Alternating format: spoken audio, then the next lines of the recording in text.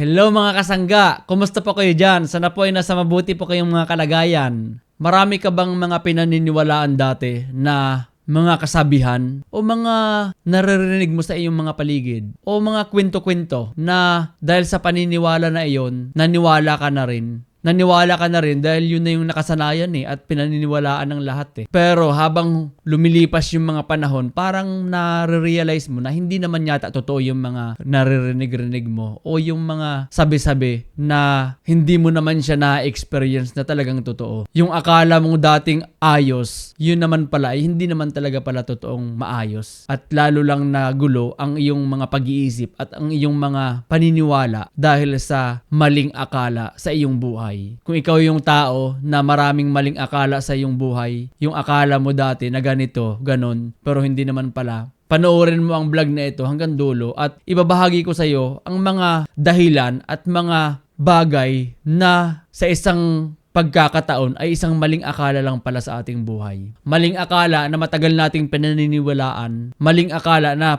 matagal tayong naloko, maling akala na matagal tayong pinaniwala at sa bandang huli, may realization tayo na hindi pala talaga totoo. Kung ngayon lamang po tayo nagkasama, ako nga po pala si Jumil, machinist, nagninegosyo na nandito sa bansang Australia at meron po akong 20 years na karanasan na isang puhunan ko sa pagiging machinist ko sa aking trabaho sa isang manufacturing company. At katulad mo, marami rin akong mga pinaniniwalaan at mga naririnig at mga kwento-kwentong bagay na matagal nating pinaniniwalaan na sa bandang huli, tayo na mismo ang makarealize na akala natin ayos, yung pala ay hindi. Maling akala lang pala ang lahat na nangyayari sa ating buhay. At bago ko po ibahagi sa inyo ang mga dahilan at mga bagay sa mga maling akalang nangyayari sa ating buhay, ito muna ang kwento. Noong araw, nung ako'y bata pa, naaalala ko, madalas bumagyo sa Bicol noon. Mga early 1990s, mga ganong taon. Naalala ko nung araw, sa Bicol, talagang ang lalakas ng mga bagyo. Daanan kasi yung aming probinsya ng malalakas na bagyo nung panahon Talagang pag sinabing Bicol, malalakas talaga ang bagyong dumadaan sa amin. Yung mga signal number 3, normal yan. Ang kadalasan sa amin, signal number 4, yan yung talagang malalakas talaga. Pag noon, pag nagbagyo ng signal number 3, kahit papaano, yung mga tao sa amin, relax pa yan. Although malakas na yun, pero relax lang. Kasi sanay kami sa malalakas na bagyo Daanan kasi talaga kami ng bagyo So naalala ko nung ako'y bata pa, nakatira kami sa isang medyo malayo-layo sa sentro ng aming barangay. Medyo malapit kami sa mga kakahuyan, sa mga nyugan, at talagang puro palibot kami ng mga kakahuyam. Yung aming bahay nga noon na aming nakikitira kasi kami sa lupa ng kakilala ng aking mga magulang, nakikitira lamang kami. Yung aming pinagtirikan ng bahay, malapit na sa palayan. Tapos yung palayan na yon, ang palibot nung halos nung sa harap nung palayan na yon, puro na yung kakahuyan, mga puno ng nyug, puno ng malalaking puno ng pili, yung pili tree na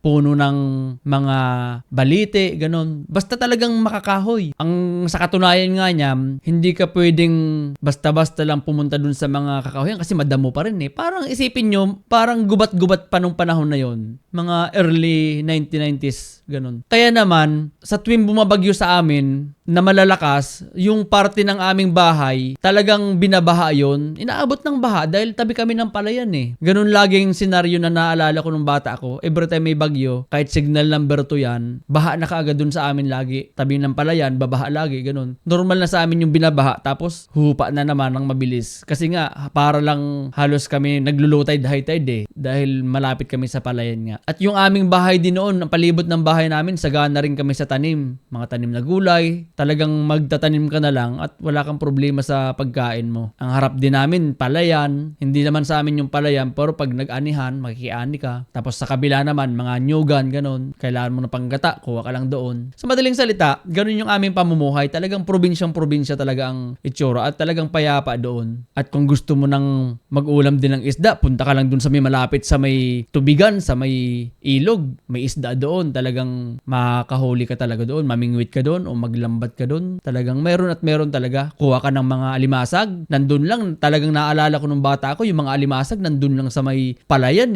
Pupulutin mo na lang dahil tumpok-tumpok As in literal, pupulutin mo ganun. Dahil tumpok-tumpok dun sa palayan Nang talangka pala natitira. Ibig sabihin ng talangka. Tumpok-tumpok yung mga talangka. Pupulutin mo na lang dun sa palayan yung mga talangka na yun dahil ganun ka parang kasagana yung palibot ng bahay namin nung araw ng panahon. So isang bisis nga, meron na namang bagyo. Sobrang lakas na bagyo. Ngayon, dumaan yung bagyo sa amin. Yung normal na bagyo pa rin. Nagbaha, talagang mataas yung baha. Tapos matagal din na araw bago humupa. Isang araw, nung humupa na yung baha sa aming bahay, balikan na ulit kami kasi lumilikas din kami pag medyo bumabaha eh. Lumilikas din kami dun sa may malapit sa may papunta sa aming lolo at lola na bahay eh. Nakikilikas kami dun dahil nga unsafe din talaga dun sa amin dahil binabaha dun eh. So lumilipat kami dun kina lolang bahay at doon kami nakikitira habang baha pa sa lugar namin hanggang sa humupa. So saka lang kami babalik sa bahay. Tanging yung tatay ko lang ang naiwan dun sa bahay at binabantayan yung bahay namin dahil naalala ko may mga alaga rin kaming may alaga rin kami noong baboy eh. Mga ganon. Yung normal na alagang baboy lang, pa isa-isa, dalawa, ganon. Kaya ang tatay ko pag ganyang may bagyo, siya lang yung naiwan sa bahay, kami lahat lumilikas kami na evacuate kami sa bahay ng aking lolo at lola doon sa tinampo sa may kalsada doon sa hindi inaabot gano'n ng baha. Kaya isang araw nung hupa na yung baha, so normal na, yung tatay ko nagkukumpuni kung may mga nasira. At ako naman, di ko alam kung ano yung ginagawa ko ng mga panahon na yon. Nangailangan ngayon ako ng lubid. Yung normal na lubid na pantali, alam ko parang may ginagawa yata ako na parang may tatalian ako. So kailangan ko talaga yung lubid. Eh nung panahon, di ba, kahit mga lubid na lang, mahirap hanapin nung bata ako.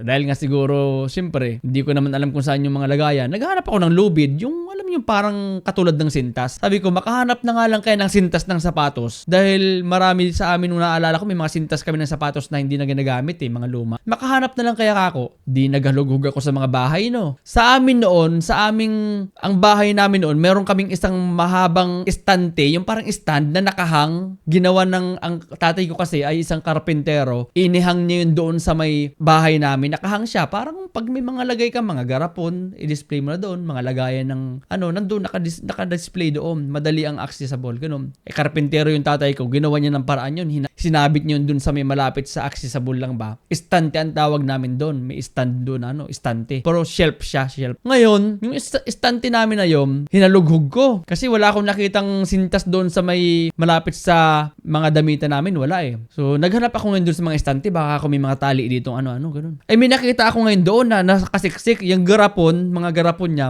may nakasiksik doon. May nakita akong kulay green. Sabi ko, ay, sintas siguro to. Kasi, di ba, mga sintas naman, ganun ka, nakikita ko parang mahabang ganun, naka-green. Ay, sabi ko, sintas siguro to. So, ginawa ko, yung normal na, kasi parang nasa sulok eh. Ginanon ko, yung parang ginanon ko kung ito yung parang sintas, ginanon ko parang kasi kukunin ko eh. Garapon yan, garapon yan.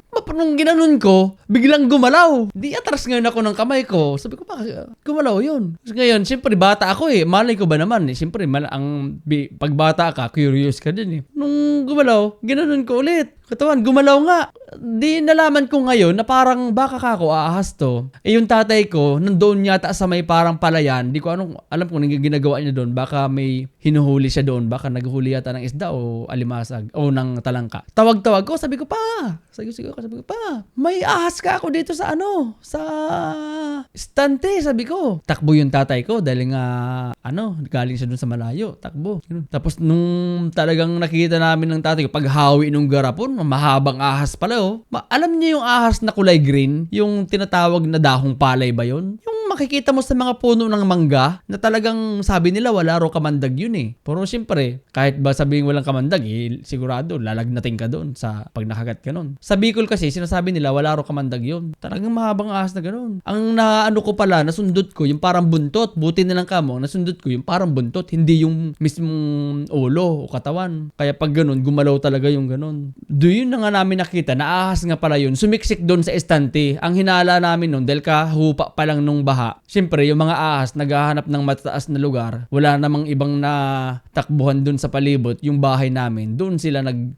nakapagtago doon sa aming estante na yun. At ginawa nga ng tatay ko, tinawag niya yung aming kapitbahay dahil yun yung parang may pangtusok. Tinawag niya doon. Ayun, napatay naman yung ahas. At buti na lang at hindi nga ako nakagat dahil nga kung nakagat ako, siyempre bata ako, maliit lang ako noon eh. Siguro mga 5 taon lang ako, 6 na taon. Basta may nag-iisip na ako. Ngayon, buti na nga lang kasi kung nakagat ako noon, kung hindi man ako na doon, malamang sa malamang, nilagnat ako ng todo doon. Kasi guys, sino naman yung liit ko noon kumpara sa matanda, 'di ba? So yung dahil sa karanasan na iyon, doon ko na realize na maling akala pala yung aking naranasan doon dahil akala ko lubid lang ng normal o kaya sintas ng sapatos, pero mali pala yung akala ko dahil ahas pala. Naging maling akala sa akin yung pangyayari na yun dahil basta-basta ko lang siyang dinakot. Malay ko ba na ahas pala yun? Kala ko lubid. So yun yung nangyari sa akin. Kaya simula nun, naging maingat na ako sa mga bagay-bagay. Nagka-trauma ako ng konti pero nawala rin. Simula lang nung mga bagay na yun, naging maingat ako sa mga pagkilos-kilos ko sa aking buhay. Kaya sa mga karanasan naman na iyon, ito naman ngayon yung ibabahagi ko sa inyo na mga dahilan at mga pangyayari na sa ating buhay ay isa palang maling akala. Opo. Ang isang maling akala sa ating buhay ay ang pamilya o kamag-anak. Opo. Nasabi ko na maling akala ang isang pamilya o kamag-anak sa paraan na akala natin dahil sila nga ay ating pamilya o sila yung ating mga kamag-anak, akala natin na sa ating buhay sila yung unang makakaintindi sa atin. Makakaintindi sa mga sandali ng ating buhay na nangangailangan tayo ng tulong, nangangailangan tayo ng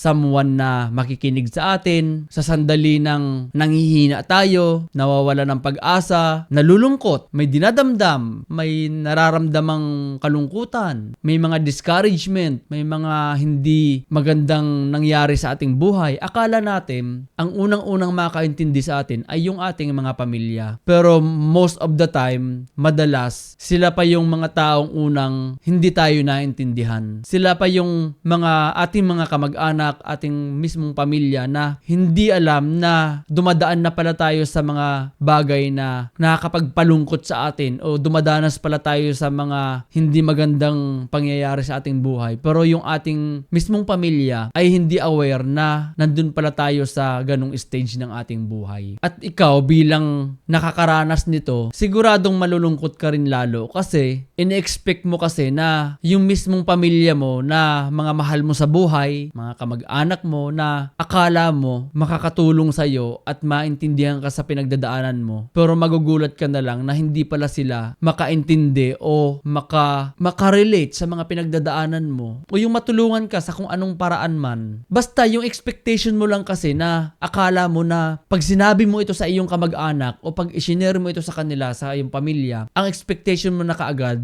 hindi na issue yung maintindihan ka. Pero magugulat ka na lang pagka isinare mo ito at malaman nila, parang magugulat ka talaga dahil hindi ka nila maintindihan. Regardless kung ano man tong nararamdaman mong ito, magugulat ka talaga dahil hindi mo alam kung bakit hindi nila makuha yung damdamin mo, yung mismong nasa sa loob mo. Kung kalungkutan man yan, hindi nila makita na sobrang lungkot mo na pala at akala nila na okay ka lang. Pero di nila alam, sobra na pala yung pighati na nararamdaman mo. At yun mismong ating mga pamilya minsan at madalas na hindi talaga nakakaintindi sa atin na sobra na pala yung ating mga pinagdadaanan sa buhay. Kaya ang isang maling akala sa ating buhay na akala natin yun yung mga unang makakaintindi sa atin, pero sa dulo ay maling akala pala dahil ang totoo, hindi pala tayo naintindihan ng mismong mga mahal natin sa buhay at yun yung ating mga pamilya. Yun po yun. At ang isang maling akala sa ating buhay ay ang asawa. Opo, mali na nakapangasawa ka.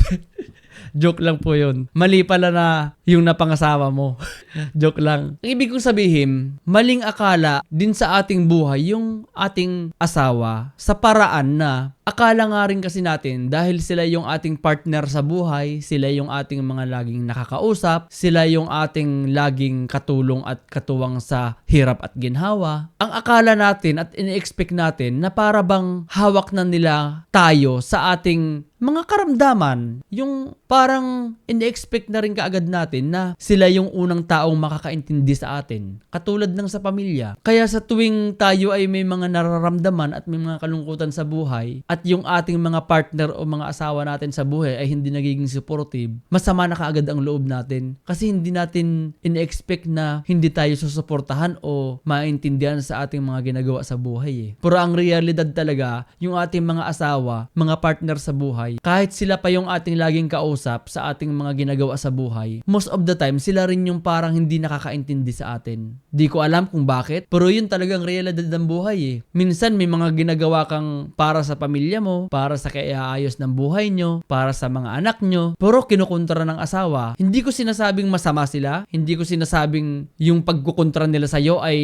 against o negative yun. Ang sinasabi ko lang, yung pakiramdam mo na akala mo, lagi silang sang-ayon sa mga nararamdaman mo at mag-yes na lang sila. Pero most of the time, hindi. Ganun lang talaga siguro kinreate ng Diyos yung pagsasama ng bilang mag-asawa na hindi laging sang-ayon lagi sa bawat isa. Dahil kung mangyayaring may sang-ayon lagi ang bawat isa, may mga desisyon minsan na mali na pala at kung magsasang-ayon lang parehas, di parehas kayong mapapariwara sa buhay. Kaya tama lang naman na matalino talaga ang Diyos na ang mag-asawa o yung mga partner sa buhay ay talagang hindi lagi nagkakasundo yan. Kaya nga positive-negative eh. Pag negative-negative, positive-positive, hindi yan akma. Kaya nga positive yung laging isa eh. Yung isa laging negative kasi doon yung nagko-connect. Doon nagiging maganda yung pagsasama ng isang pamilya, lalo na yung pagsasama ng mag-asawa o mga partner nyo sa buhay. Hindi naman kasi dahil sa sila na yung nakakaalam ng lahat ng ating mga sekreto, lahat ng ating mga nangyari sa ating buhay, dahil sa asawa lang naman natin masasabi yung ating mga personal na mga pinagdadaanan. Hindi naman dahil sa alam na nila ang lahat sa atin, ay mag-i-expect na kaagad tayo na maintindihan nila tayo. Ganon din naman tayo sa kanila, di ba? Tayo rin naman, yung mga pakiramdam ng ating mga asawa, hindi rin naman natin nagigets kaagad, di ba? May mga pakiramdam dyan na minsan galit na yung ating mga asawa dahil simple lang naman yung kanilang gustong mangyari at kanilang gustong ipa-intindi sa'yo. Pero tayo rin mismo naman, di ba? Hindi natin nagigets na ganun lang palang gusto nila. So, vice versa lang. Ganun din naman tayo sa kanila. Minsan, akala natin, nag-expect na kaagad tayo na sila yung mas unang makaunawa sa atin. Pero, madalas sa pagkakataon na hindi talaga tayo naunawaan kaagad ng ating mga partner sa buhay, lalo ang ating mga asawa. At normal yun. Yun talaga ang nangyayari sa buhay. Madalas, halimbawa na lang, may gusto kang gawin ganito, may gusto kang subukan sa buhay mo. Asawa mo pang magkukontra. May gusto kang gawin na, halimbawa, gusto mong magbenta ng something na ganito. Sa asawa mo pa maririnig yung negative na feedback, yung negative na sasabihin. Hindi sila masama dahil ganun din naman tayo sa kanila most of the time, di ba? Sa atin, tayo din ang nagpa-discourage minsan, pero tayo rin ang nag-i-encourage sa kanila. Hindi masama yung mga sinasabi nila dahil ano yun eh, comment nila yun eh. Ang ibig ko lang sabihin, yung ating pag-i-expect na makakuha ka agad ng suporta sa ating mga asawa at partner sa buhay. Ang realidad talaga, hindi nangyayari yun dahil kaya nga tayo may iba't ibang klaseng pag-iisip at binigay yung Diyos ng utak sa atin eh. Dahil iba yung pag-iisip niya sa pag-iisip mo. Iba-iba ang pag-create ng Diyos sa mga tao. Kaya hindi magiging parehas yung pakiramdam nyo. May kanya-kanya tayong pag-iisip, may kanya-kanya tayong utak. Kaya malinaw lang na iba-iba talaga ang ating pagtugon sa bawat problema o mga estado ng ating buhay. Basta tandaan mo lamang na sa tuwing may mga bagay ka na gustong gawin sa buhay mo at akala mo na asawa mo yung unang makaintindi sa'yo, isipin mo na kaagad na yung inaakala mo na sila yung unang makaintindi sa'yo, ngayon alam mo na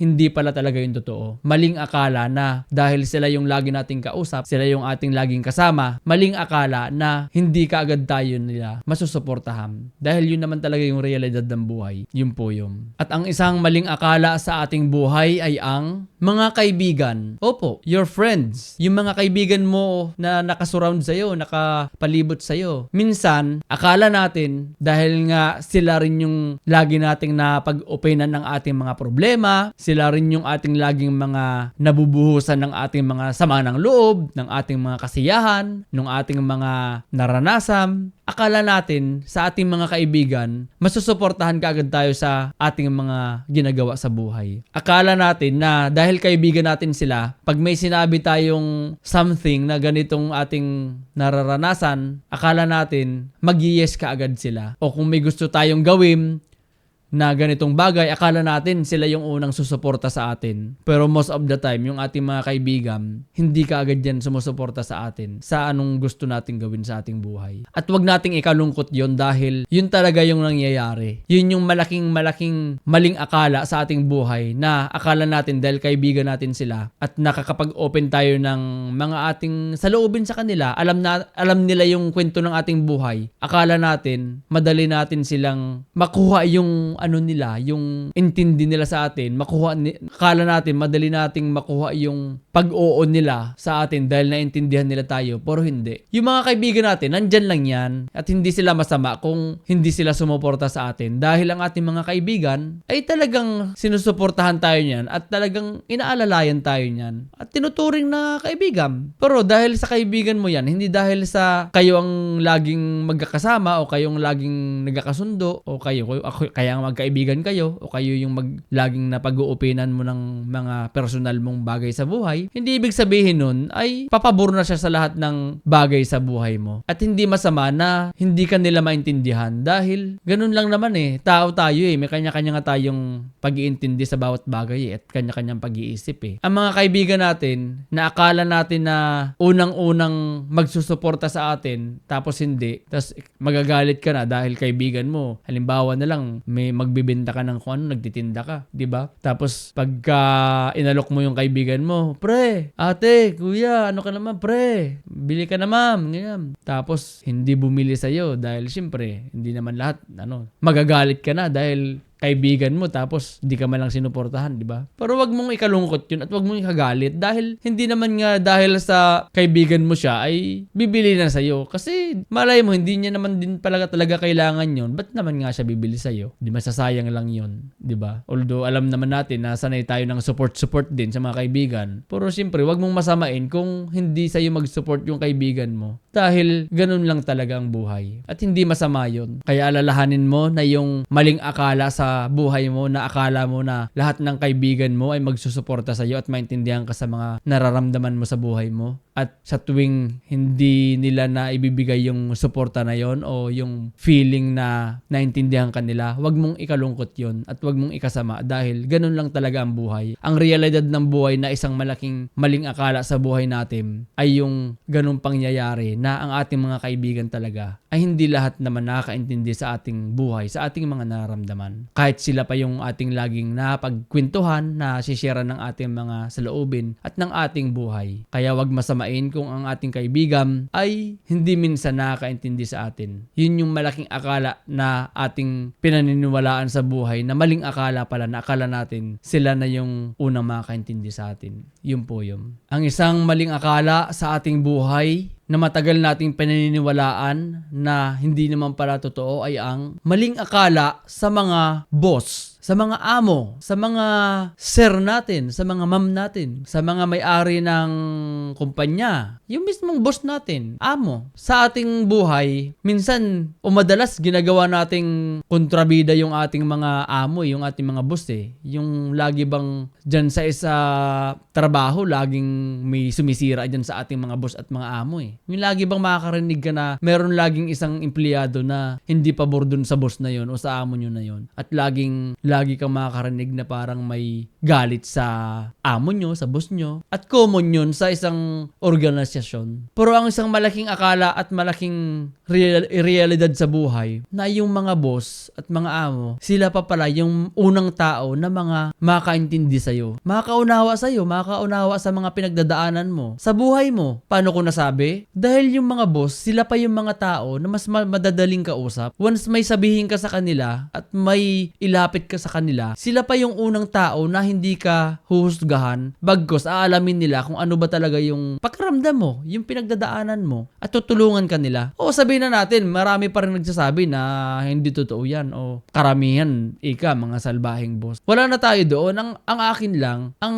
maling akala na lagi nating matagal nating pinaniniwalaan, na akala natin yung ating mga boss, mga salbahe, which is malaking hindi, malaking kabaliktaran sa tunay na buhay. Dahil madalas at lagi kong nararanasan na yung mga boss na aking mga nakasalamuha, na mga napagtrabahuhan ko, sila pa yung unang papakinggan ka sa tuwing magsasalita ka ng kung anong gusto mo, ng kung anong balak mong gawin sa buhay mo, balak mong gawin sa organisasyon nyo. Sila pa yung unang makikinig sa'yo at hindi ka nila husgahan o i-judge sa kung ano mang nararamdaman mo. Basta sabihin mo lang yung totoo. Ang ibig kong sabihin, yung mga ganong klaseng pakiramdam, hindi mo yun maririnig sa mga normal na tao, sa pamilya mo, sa kaibigan mo, sa asawa mo. Hindi mo maririnig yung ganong feeling o hindi mo maramdaman yung ganong feeling na basta-basta na hindi mo siya ma-expect reflect na, talaga, boss ko, ibang tao, hindi naman kami magkadugo, pero nakikinig sa akin sa mga sinasabi ko. Can you imagine that kind of feeling na sa kabila nung mga nararamdaman mo at gusto mong gawin, may taong nakikinig sa'yo at boss pa yon? Nagigets nyo ba yung ibig kong sabihin na kahit sa kaibigan mo, hindi ka basta-basta makakakuha ng ganong someone na makikinig sa'yo? Diba? Yun yung isang malaking akala sa ating buhay na akala natin dahil boss yan, dahil may-ari ng kumpanya yan, ang akala natin wala ng mga puso yan. Tao din yan. May pamilya yan. May mga anak yan. May asawa yan. Kaya sigurado ako na kung anong ilapit mo dyan, mas ramdam nila yon at mas maintindihan nila yon. Oo, sabihin na natin may mga sinasabi kong salbaheng boss pagdating sa trabaho, wala na tayo doon. At ibang usapan na yon. Ang punto dito, yung mga boss na lagi nating sinisiraan sa ating buhay dahil akala natin mga mayayabang at dahil nga sila nga yung may karapatang umutos sa atin, puro sila pa pala yung tao na mas makakaintindi sa atin sa tuwing meron tayong ilalapit sa kanila na tungkol man to sa trabaho, sa ating buhay. Sila pa yung unang makikinig sa atin. At sila pa yung mga taong gagawa talaga ng paraan para masolusyonan to o para matulungan ka man lang. At hindi nila yung binabaliwala. Siniseryoso nila yung mga bagay na yun na inilalapit mo sa kanila. Diba? May mga pagkakataon nga kung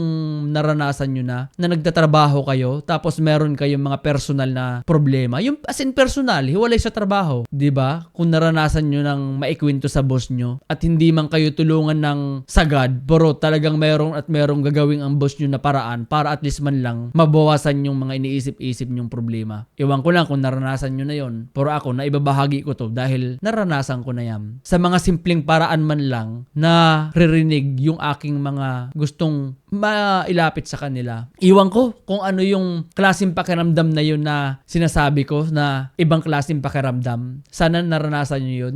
Yung alam mo yung pakiramdam na yun nang kahit kanino mo isabi yun sa mga kakilala mo, sa mahal mo sa buhay. Baka nga pagtawanan ka pa eh. O baka i-judge ka pa nila eh dahil baka sabihan ka pa nila, ikaw kasi. Gawin mo. Pero sa mga boss mo isabihin niya, hindi ka nila i-judge at hindi ka nila pagtatawanan. Pag gusto tulungan ka talaga. At yun yung isang malaking akala na matagal natin paniniwalaan sa ating buhay na akala natin dahil mga boss yan, mga salbahe na dahil sila yung mga palautos o sila yung mga may karapatang magdesisyon sa isang organisasyon o sa inyong trabaho. Pero sa katunayan, ang katotohanan talaga, sila pa yung tao na madalas, sila pa yung unang mas nakakaunawa sa atin at tumutulong sa atin at gumagawa ng paraan para matulungan tayo sa ating mga personal o about sa trabahong ating mga pinagdadaanan sa buhay. Yun po yun. At ang isang maling akala sa ating buhay na matagal nating paniniwalaan ay ang ibang tao. Opo. Ano po ba tong ibang tao na ito? Matagal nating pinaniwalaan sa buhay na pag ibang tao, iba yan. Iwasan mo yan. Ibang tao yan eh. Hindi naman tayo kilala niyan eh. Sino ba yan? Ibang tao yan eh. Huwag kang basta-basta magtitiwala dyan. Diba? Ibang tao yan. Huwag ka basta-basta magkikipagsama dyan. Kilala mo ba yan? Diba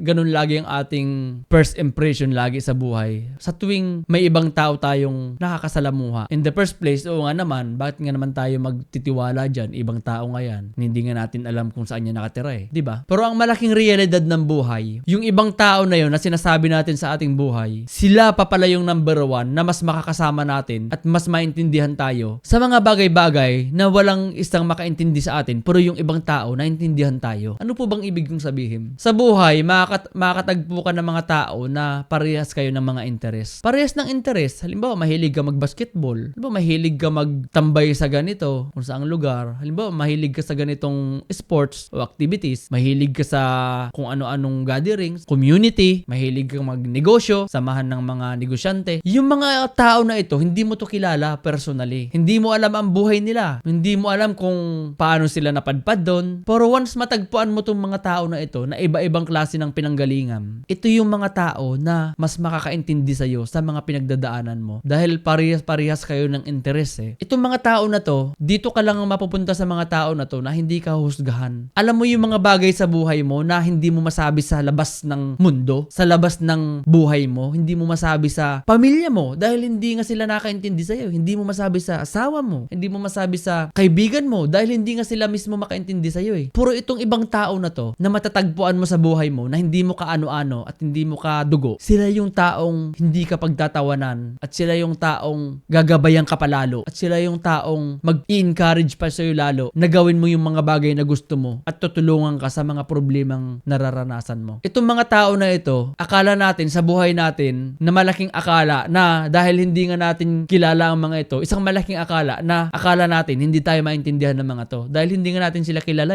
personally at hindi rin nila tayo kilala. Pero once na mapajoin ka sa mga samahan ng mga tao na to na may mga the same kayo ng interest sa buhay, doon ka makakita ng tao na magsusuporta talaga sa'yo hanggang sa dulo. Lalong-lalo na kung mayroon kang mga pinaglalaban at mga pinaniniwalaan sa buhay mo na yung sa mga paniniwala na yon, yung normal na tao ay hindi ka talaga maintindihan nito. Puro yung mga ibang tao na makakatagpo mo at matatagpuan mo sa buhay mo na may parehas kayo ng interest sa bagay na yon. I-value mo yung mga tao na yon dahil sila yung hahatak sa'yo pataas at sila yung mga tao na makakasama mo lagi sa tuwing may kalungkutan ka at magtatagumpay ka sa buhay mo. Ito yung mga tao na to, yung hindi ka talaga husgahan at hindi ka pagtatawanan sa tuwing nasa point ka ng kalugmukan mo, nasa point ka ng mga pagkakamali mo sa buhay. Sila yung mga taong unang hihila sa'yo at hindi ka nila i-judge. At sa tuwing nasa rurok ka naman ng tagumpay ng buhay mo, sila rin naman yung unang magpapalakpak sa'yo. Hindi yung palakpak na may kaplastikan galing sa mga kamag-anak at mga kapamilya mo at mga kaibigan mo na deep inside at sa katotohanan naman talaga ay wini-wish ka nila na sana lumagpa ka ulit. Pero sa mga tao na ito na matatagpuan mong ibang tao na talagang genuine yung pagsasamahan nyo at yung inyong mga pinagsasaluhang mga problema at mga pangarap na sila yung nakakaintindi sa iyo. Ito yung mga tao na to na talagang dapat mong pahalagahan. Ang isang malaking akala sa ating buhay na dahil porket ibang tao hindi na natin pagkakatiwalaan. Na yun pala yung isang malaking akala na kaya pala sa ating buhay hindi tayo nagkakaroon ng chance na may makaintindi sa atin talaga ng totoo. Dahil doon pa lang sa impression ng isang malaking akala sa buhay natin na hindi natin pagkakatiwalaan yung tao na yun dahil hindi natin kilala iba sa atin. Yun na kaagad yung nagiging cause kaya hindi tayo nakakarating doon sa point na sila pala yung unang susuporta sa atin at makakaintindi sa buhay ng mga pinagagawa natin. Kaya sa tuwing makakatagpo ka ng mga taong ito na handang gumabay sa iyo at handang sumuporta sa mga pinagagawa mo, sila pa yung unang taong nakakaintindi sa iyo, pahalagahan mo to. Dahil yung sa maling akala ng ating buhay na matagal natin paniniwalaan at naniwala tayo doon na sa katutunayan hindi naman pala talaga totoo yun at mas nagwo-work pala yung matagpuan mo yung mga taong hindi mo kakilala at may same kayong interest, doon ka mas maniwala dahil sigurado ako na napakalaking puntos yun sa buhay mo na mayroon taong natagpuan ka, mayroon kang taong natagpuan mo na parehas kayo ng mga nararamdaman, parehas kayo ng mga pinagdadaanan. Kaya sa isang malaking akala na yun, alam mo na kung sino talaga yung handang sumuporta sa'yo sa buhay mo sa tuwing nasa point ka ng kalungkutan at nasa point ka ng kasaganahan. Pahalagahan mo yung mga tao na to. At sa mga tao na hindi makaintindi sa'yo, wag mong masamain, hindi sila masama. Ganun lang talaga ang realidad ng buhay. Dahil sila talaga yung mga tao na hindi naman ka talaga kaagad handang sumuporta sa atin. Kahit sila pa yung ating mga mahal sa buhay, kaibigan, asawa, at sila talaga yung malapit sa atin, pero hindi sa lahat ng bagay. At madalas, hindi talaga sila nakakaintindi sa ating mga naramdaman sa buhay. At bakit ko po ba sinishare ito sa inyo? Naniniwala kasi ako na sa tuwing tayo ay nakaranas ng kalungkutan sa ating buhay, kailangan talaga natin ng mga karamay sa buhay. Bilang tao, naniniwala ako na kung matatagpuan natin yung mga tamang tao na makikinig sa ating mga nararamdaman, na makakaintindi sa ating mga pinagagawa sa buhay, ay hindi na magiging malungkot ang ating buhay. Naniniwala ako na yung mga tamang tao na ito ang siyang talagang ating magiging katuwang sa ating mga buhay para tayo ay magtagumpay. Ang kalaban kasi natin dito, yung kalungkutan Kalungkutan na wala tayong mapagsabihan sa ating buhay Hindi masama ang ating mga mahal sa buhay, ang ating mga inaasahan na mga kamag-anak, pamilya, na hindi makaintindi sa atin. Hindi sila masama. Ganun lang talaga nag-work ang realidad ng buhay. At hindi yun masama na hindi sila makaintindi sa atin. Labanan natin yung mga kalungkutan sa ating buhay. Dahil once mapagtagumpayan natin to, naniniwala ako na mas marami pa tayong magagawa sa ating buhay. Labanan natin ito na mahanap natin yung mga tamang tao na makakaintindi sa atin sa tuwing tayo ay nakakaramdam ng down sa ating buhay. Labanan natin yung pakiramdam na yan na akala natin nakakadismaya, akala natin nakaka-discourage, akala natin wala na tayong silbing tao. Akala natin wala nang nagmamahal sa atin dahil wala nang nagbibigay sa atin ng atensyon. Labanan natin yung ganyang pakiramdam dahil ang realidad ng buhay, kailangan nating hanapin yung taong mas makakaintindi sa atin. At yun yung mga taong kasama natin sa tuwing tayo ay nakakaramdam ng kalungkutan. Labanan natin ito. Palagan natin to na wag mangibabaw yung kawalan natin ng pag-asa sa ating buhay at mangibabaw yung pag-asa na maraming taong sumusuporta sa atin at kailangan lamang nating hanapin ito. Huwag ka malungkot kung most of the time sa tuwing nakakaramdam ka ng kalungkutan ay hindi ka nakakaramdam ng suporta sa iyong mga mahal sa buhay. Normal lang po yan. At yun talagang realidad eh. At hindi sila masamang tao. Sinasabi ko nga, hindi dahil sa lagi mo silang kasama at napagsasabihan ng mga saloobin mo, ay sila na kaagad yung unang-unang taong makaintindi sa'yo. Dahil hindi talaga. Ngayon na alam mo na tong aking mga shiner sa'yo, ang gawin mo na lang, sa tuwing nakakaramdam ka ng kalungkutan, hanapin mo yung mga tamang taong maintindihan ka. At nandyan lang yan sila sa paligid. Hanapin mo lang talaga sila. At marami yan sila. Hindi yan nag-iisa. Kaya wag ka na malungkot dahil hindi ka talaga nag-iisa sa tuwing na meron kang mga pinagdadaanan. At lalo na kung meron kang mga napagtagumpayan na bagay na gusto mong i-share, yun yung mga taong unang-unang mas makaka-appreciate ng mga ginagawa mo. Muli, hindi masama kung hindi ka nila maintindihan ng mga mahal mo sa buhay. Hindi kasamaan yon dahil ganun lang talaga ang realidad na nag-work sa ating buhay. Yun lang talaga ang realidad na matagal na nating maling akala na expectation natin, akala natin ito yung ating ine-expect na hindi nangyayari. Huwag mong ikalungkot yon dahil ganun lang talaga ang buhay. At kung isa ka sa mga taong patuloy na bumabangon, patuloy na nangangarap na mapabuti ang buhay sa kabila ng mga paghihirap mo sa buhay, sa kabila ng mga kapalpakan mo sa buhay, pero patuloy ka pa rin kumakapit na balang araw ay aasenso ka. Talagang yung malaking pangarap mo ay lagi lang nandyan sa'yo. Mag-join ka sa FB group na ginawa natin sa KAUPH. Sa FB group, yun ay samahan ng mga Pilipinong may malalaking pangarap at malalakas ang loob na kahit papalpak-palpak sa buhay ay patuloy na lumalaban. Join ka po doon at tayo ay magkita-kita doon. Makapag-share tayo ng mga ideas at opinion at paano pa natin matutulungan ang bawat isa na mapaganda at umasinso sa kanilang buhay. Mag-join po kayo doon. Lagay ko po yung link sa taas, link sa baba. Kita-kita po tayo doon. Mag-like na rin po kayo at comment naman po kayo dyan kung ano yung mga naramdaman nyo na opinion para mapaganda pa natin ang ating mga vlog. I-share nyo na rin po ito at mag-subscribe na rin po kayo dyan para updated po kayo sa ating mga bagong videos na ating mga ina-upload para marami pang ma-reach na mga nangailangan din ng tulong. At kung kayo po pala ay natutuwa sa ating mga valuable na ibinibigay na contents at gusto nyo mag-support, meron pa tayong merch na ginawa. Yun po ay isang mugs na may 3 sekretong malupit na nakalagay doon. At kung kayo po ay mahilig sa umagang magkape, sa umaga pa lang, inspired na kaagad ang simula ng araw nyo. Dahil talagang may nakalagay na tips doon na para sa inyo yun. Kaya kung gusto nyo po mag-support, message lang po sa Jumil Ignacio Official sa FB page at ipapadala ko po sa inyo na saang dako man po kayo ng Australia. Yun lamang po, muli ako si Jumil, ang inyong kasangga at nag-iwan ng isang kataga na ang kalungkutan sa buhay, madalas na dumadaan yan. Pero dapat mo lamang maintindihan na pag nasa tamang lugar ka na mga taong mas unang nakakaintindi sa'yo at taong mga nakakasama mo, lamang ka na kaagad dahil sila yung mga taong maghihila sa'yo paangat at hindi ka nila ida-down. Patuloy mo lamang sipagan ang buhay mo, galingan, dahil may mga taong nakaalalay sa'yo sa sandali ng mga kalungkutan mo. Yun lamang po, maraming salamat, hanggang sa muli.